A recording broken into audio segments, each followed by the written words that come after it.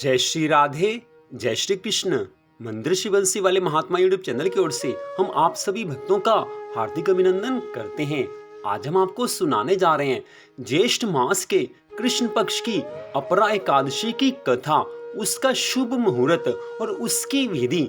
आज ये सब कथा हम आपको सुनाने जा रहे हैं। तो इस वर्ष ज्येष्ठ मास के कृष्ण पक्ष की अपरा एकादशी का व्रत 6 जून 2021 दिन रविवार को है। अपरा एकादशी इस वर्ष 6 जून दिन रविवार को है। अपरा एकादशी के व्रत से सभी पापों का नाश होकर मनुष्य की सभी मनोकामनाएं पूरी हो जाती हैं। तो अब हम आपको बताने जा रहे हैं अपरा एकादशी का शुभ मुहूर्त।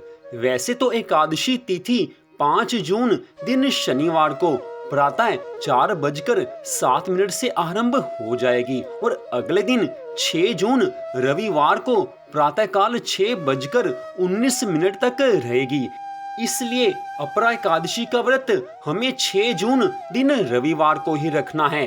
और अब अपरा एकादशी के व्रत की पारणा, अपरा एकादशी के व्रत की पारणा 7 जून दिन सोमवार को की जाएगी। अर्थात व्रत की पारणा, जिसे व्रत खोलना भी कहते हैं, उसका शुभ मुहूर्त 7 जून सोमवार सुबह 5:23 से लेकर सुबह 8:10 तक रहेगा। इस समय के बीच में आप व्रत को खोल सकते हैं। भगवान को फल या दूध आदि का भोग लगाकर या अन्य किसी अच्छी वस्तु का भोग लगाकर आप इस व्रत को खोल सकते हैं। भगवान को भोग लगाकर प्रसाद रूप में बाद में आप स्वयं ग्रहण करें।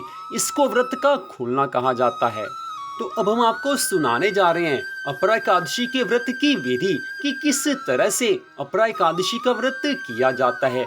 तो सबसे पहले जिसने अपरा एकादशी का व्रत करना हो उसे चाहिए कि दशमी तिथि को सायंकाल तक भोजन कर ले। सायंकाल के पश्चात दशमी तिथि को भोजन नहीं किया जाता और अगले दिन अर्थात अपरा एकादशी 6 जून दिन रविवार के दिन प्रातःकाल जल्दी उठकर स्नान आदि करके स्वच्छ वस्त्र धारण करें और अपने घर में जो भगवान का मंदिर आपने बना रखा हो उस मंदिर में बैठकर भगवान के सामने प्रार्थना करें। संकल्प लें कि हे भगवान, आपकी कृपा से आज अपरा एकादशी का व्रत मैं रखने जा रहा हूँ। आप अपनी कृपा से इस व्रत को सफल बनाना। अगर घर के मंदिर में आप ना भी बैठें तो आप घर के पास में जो मंदिर हो वहां पर जाकर ऐसे भगवान के सामने संकल्प करें। इसके पश्चात घर में बने मंदिर में या बाहर जहां आप मंदिर में जाते हो वहां पर जाकर भगवान श्री हरि विष्णु जी का पूजन करें। पूजन में धूप, दीप, फल फूल अवश्य होने चाहिए। तुलसी माता का पूजन भी अवश्य करना चाहिए। माँ तुलसी के पूजन से भगवान की कृपा मिलती है। इसके पश्चात अपरा एकादशी की व्रत की कथा को पढ़ना चाहिए या सुनना चाहिए। दोनों का ही फल बराबर कहा गया है।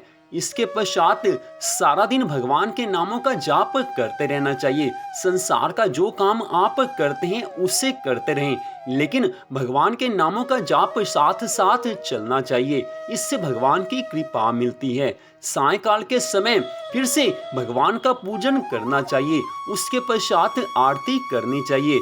अपरा एकादशी के दिन आप व्रत वाला भोजन कर सकते हैं या आप दूध पी सकते हैं, फल खा सकते हैं, लेकिन आपने अगर भोजन करना है तो वो एकादशी के व्रत का होना चाहिए।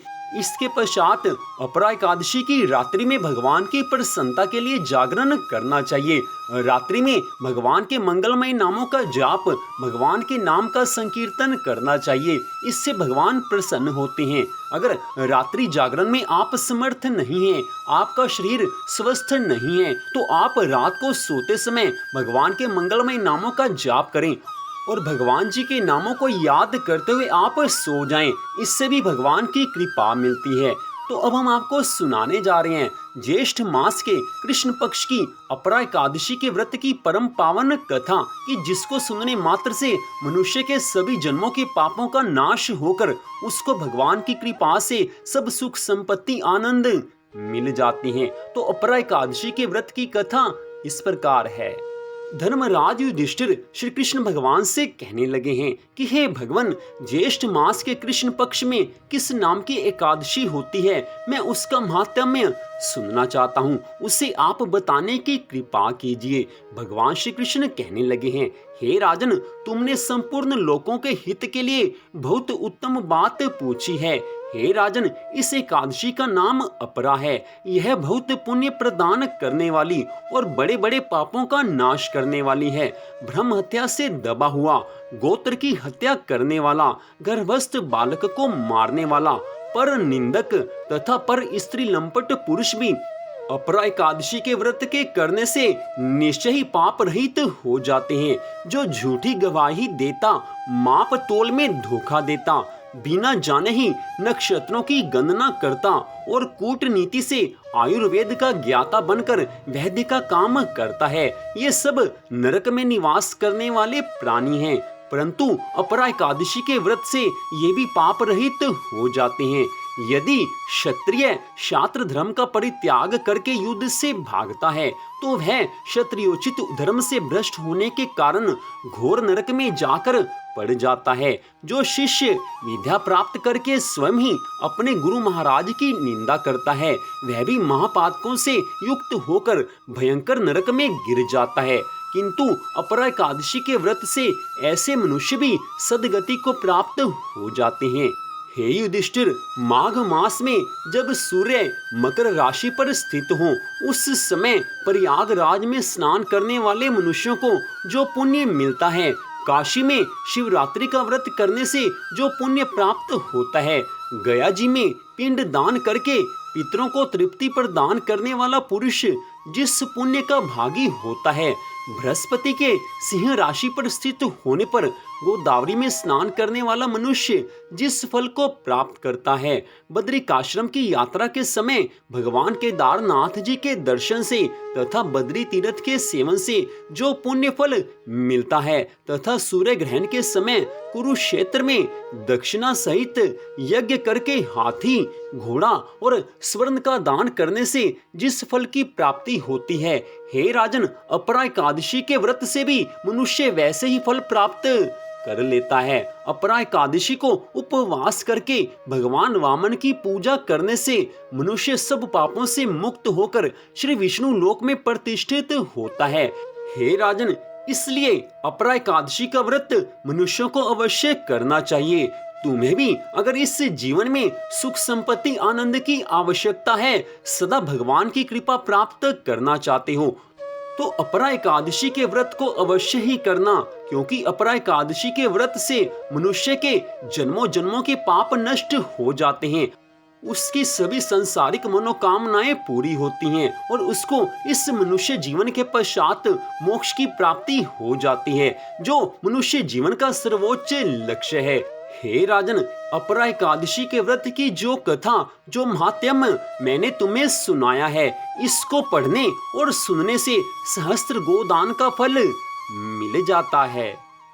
इस प्रकार भगवान श्री कृष्ण जी महाराज ने युधिष्ठिर जी को अपरा एकादशी के व्रत की कथा और उसका महात्म्य सुनाया था।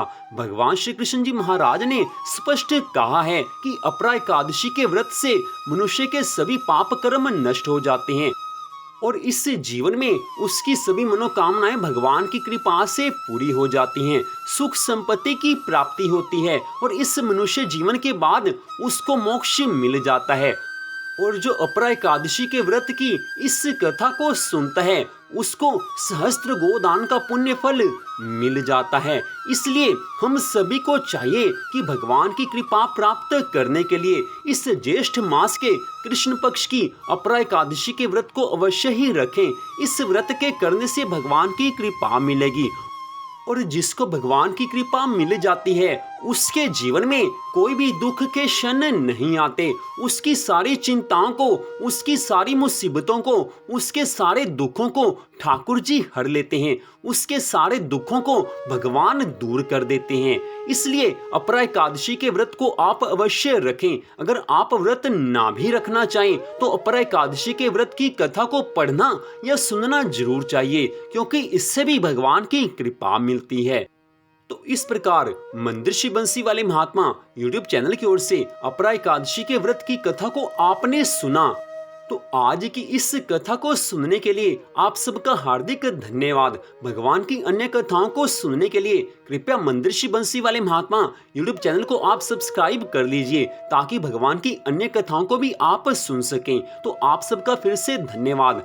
श्री राधा कृष्ण भगवान जी की, श्री हरि विष्णु भगवान जी की अपरा एकादशी की कृपा सदा आप सब पर, आपके परिवार पर बनी रहे। माँ लक्ष्मी का सदा आपके घर में वास हो, इसी मंगल कामना के साथ जय श्री राधा रानी सरकार की, जय श्री कृष्ण भगवान की, जय श्री हरि विष्णु भगवान की, जय अपरा एकादशी व्रत की। जय जय श्री राधे, जय जय श्री राधे, जय जय श्री राधे श्याम।